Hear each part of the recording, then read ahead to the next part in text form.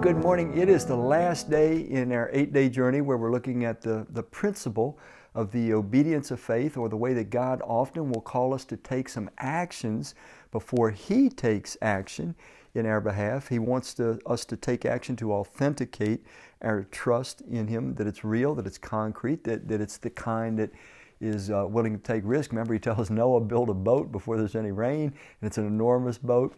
He tells Naaman, remember that Syrian general, go dip yourself into Jordan 7 times, and on our illustrations have been.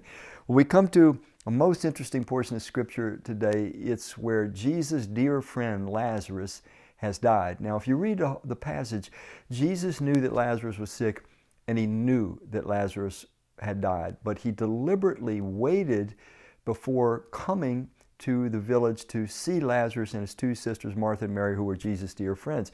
It says specifically, Jesus deliberately waited.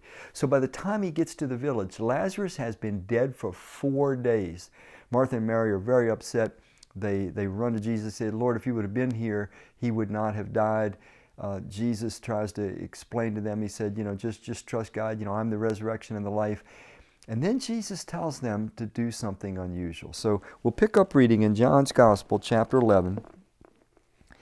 And let's pick up in verse 38.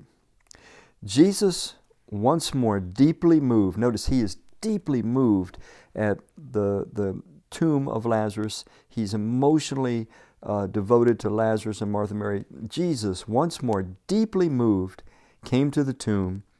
It was a cave with a stone laid across the entrance. Take away the stone, He said. But Lord, said Martha, the sister of the dead man, by this time there is a bad odor, for he has been there 4 days. Now, this 4 days thing, just to give you a little background, the Jews had a belief that your spirit stayed around your body, hovered around your body for 3 days, but after 3 days it was gone. There was no hope of bringing your spirit back into your body and reanimating life.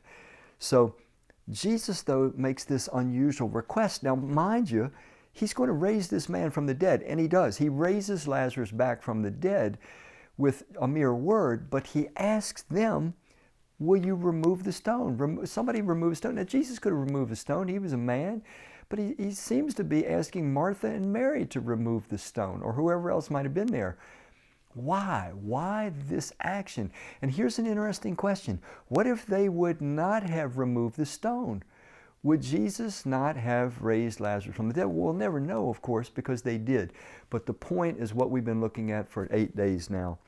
God often calls upon us to take acts of obedience.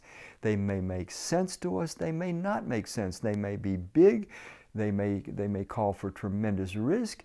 Or they may not, but they are critical in establishing this ongoing normalcy of life in which we trust Christ, our Creator, and the evidence of our trust is that we do what He says.